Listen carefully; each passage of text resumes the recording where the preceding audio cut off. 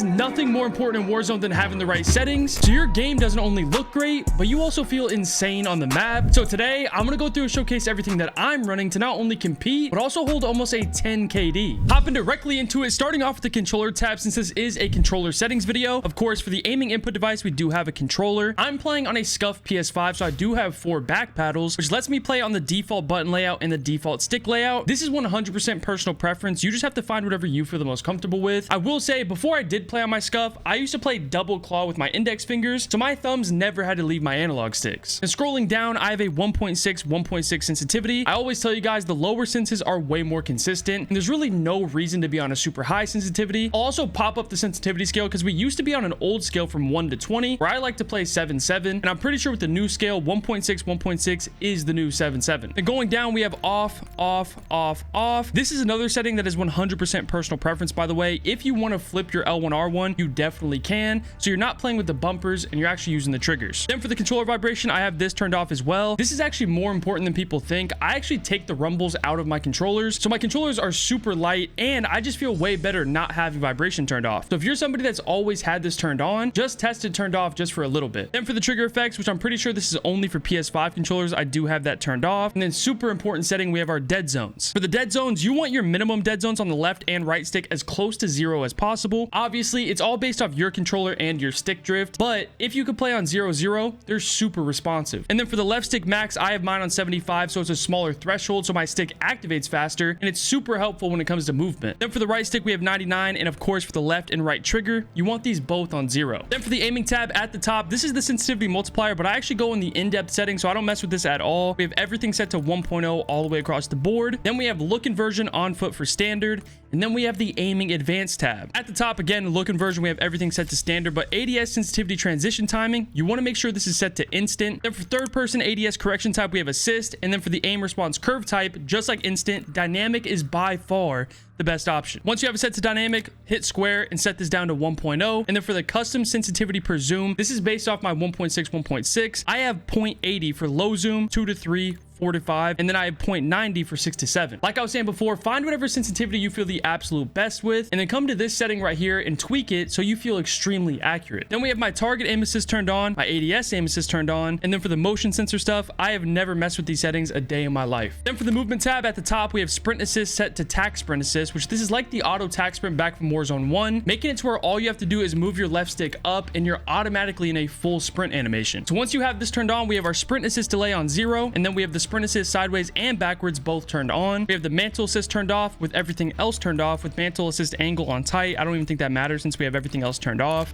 We have crouch assist turned off, and then we have corner slice turned on. This is one of those settings that I don't really see as a negative. It's not really a positive or negative, but this is that setting when you walk up to a corner, your character kind of just naturally does a little bit of a lean, sort of like Rainbow Six Siege. And like I said, I don't see it as a negative whatsoever. For the slide/dive behavior, I have mine set to hybrid, so I can tap to slide and tap to dive just by clicking in my left stick. Again, by far the best option in the entire game. It just takes some time to get used to it. And scrolling down, we have automatic airborne mantle turned off, which I think we have that turned off in a different tab. And then we have sprint restore turned on, slide maintain sprint turned on, parachute automatic off, and then we have mantle cancels reload off. And now for the movement advanced tab, we have toggle off, off, off, single tap sprint, trigger, and on. Just go through and copy those settings because I promise you don't really want to be running anything else. And then down below for the vehicle behaviors, same thing here. I don't think I've ever messed with these a day in my life, but we have driver control, aim based, short delay, free look, melee, finishing move, and body shield. Now for the combat tab, I'm just going to kind of scroll through and say these real quick. So at the top, we have hold, we have on toggle, ADS plus down button,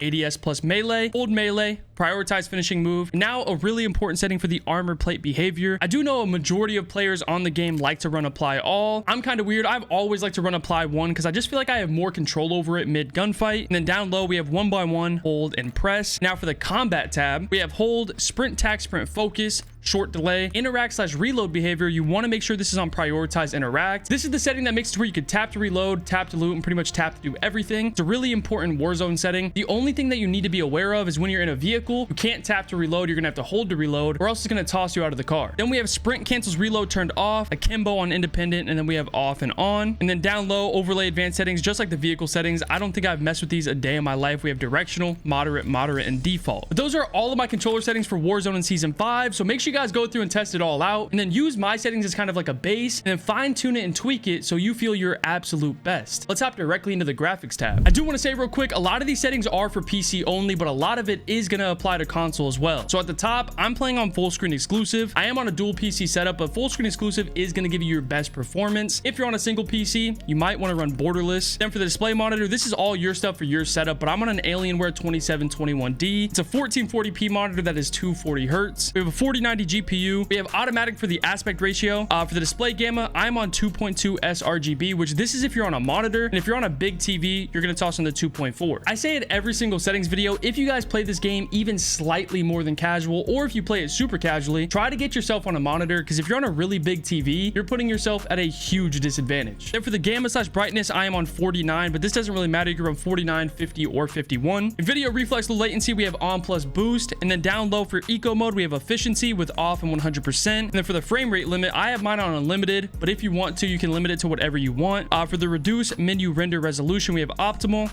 then we have off, 10 minutes and 0. And then for the HDR, I do have that turned off. That's the display tab, so let's hop directly into the quality tab. At the top, I have my render resolution on 100. I do know some people like to run this even higher for some reason. I don't really think there's any reason to do so. So run that on 100. Dynamic resolution, have this turned off. For the upscaling / sharpening, you want to run this on Fidelity FX CAS with the strength set to 100. And then for the NVIDIA and AMD frame generation, I have both turned off, the VRAM on 70 and the variable rate shading turned on. For the rest of these settings, I'm going to just scroll through, so make sure you pause the video if you need to. But for the details and textures, I have normal, high, off, low. Then we have very low, off, high, and minimal.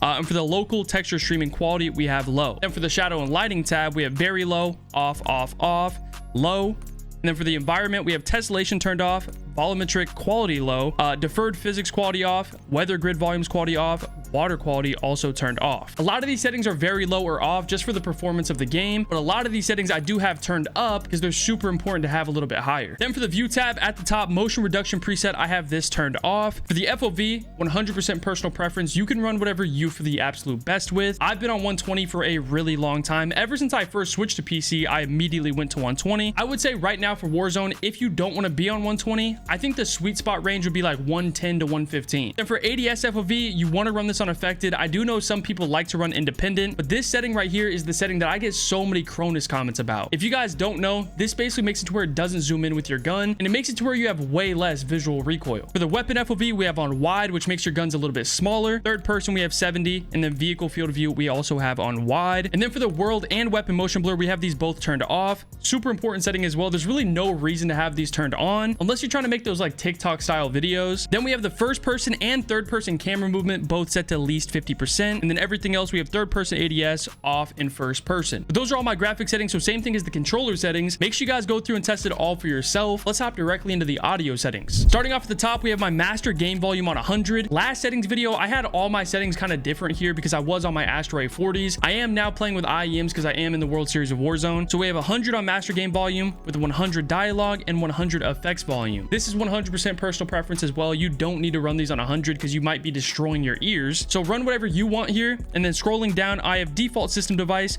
Windows default. I have enhanced headphone mode turned off. And then for the audio mix, same thing as the volumes. You could really run whatever you feel the absolute best with. I think headphone bass cut is the best with my IEMs, but I do know when I was on my Astros, I really liked Sucker Punch. And scrolling down, mono audio, this is another setting that you need to have off. This basically takes all your directional audio and takes it all into one audio channel, so you can't tell if someone's above you or below you because it's all going through one channel. And then we have off with the frequency. I have not messed with this whatsoever, but I do know some people that come in here and kind of mess with this stuff. For the functionality, we have reduce tinnitus sound, we have that turned on, and then with the hit marker preset, we have that on default. Voice chat, same thing. It's all your setup and everything that you want to run. I have 35 on all lobby, default, 100, push to talk, everything. Like I said, that is 100% for you and your setup. But so far, that is my controller settings, graphic settings, and my audio settings. So now let's hop directly into interface. For the first tab in the global settings, we have automatic, off, on, off.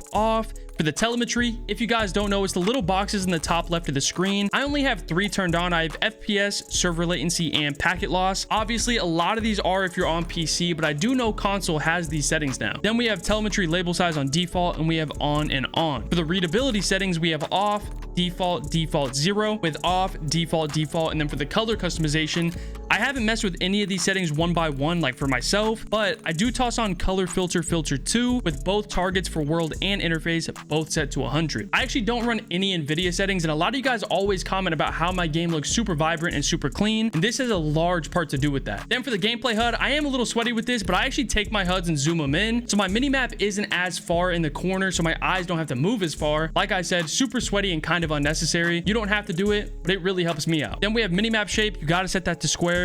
We have minimap rotation turned on. Make sure you have this radar setting also turned off. If you guys can see it on the screen, the map actually shows the map and the buildings and everything. But if you turn on the radar setting, it basically wipes that away and just makes it a white minimap. Then we have horizontal for the compass, and then we have auto center. And then this is another setting that I kind of get comments about here and there. The little stamina bar next to my health, showing me how much attack sprint I have left. This is that setting. I have it displayed near health. It's actually mad useful, and I feel like a lot of people don't have this turned on. Then we have fade after 10 seconds on, full name off. I might turn this on actually because I just recently died in a gameplay getting beamed off a buy station. Then we have weapon inspect attachment info turned on, with custom ping duration turned off, which I actually don't think I've ever messed with this, kill feed or anything. Crosshair, super important setting. I actually feel like it's super helpful with your centering. I have mine turned on and on to the center dot scale largest with a super vibrant color. You want to make sure you have a color that really catches your eye, and it should be super helpful to your gameplay. Then I have hit marker and damage based hit markers both turned on, and then I have 100, 100, default, default,